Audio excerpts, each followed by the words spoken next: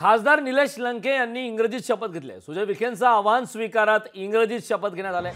निवडणुकीवेळी सुजय विखेंनी लंकेंना चॅलेंज दिलं होतं आणि आता निलेश लंके यांनी इंग्रजीत शपथ घेतली।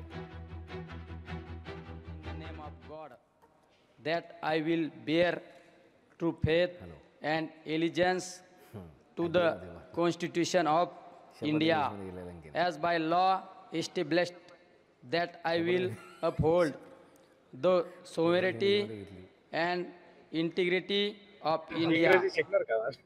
इंग्रजी शिकत नसतो मी, भाषण करीत असतो इंग्रजीत साहेब। माझ्या समोरचा उभा राहिलेला उमेदवार महिनाभर मी बोललेल्या भाषण तोंडपाठ करून जरी वाक्य रचना त्यांनी तीच मांडली तरी सुद्धा मी उमेदवारी अर्ज भरणार नाही।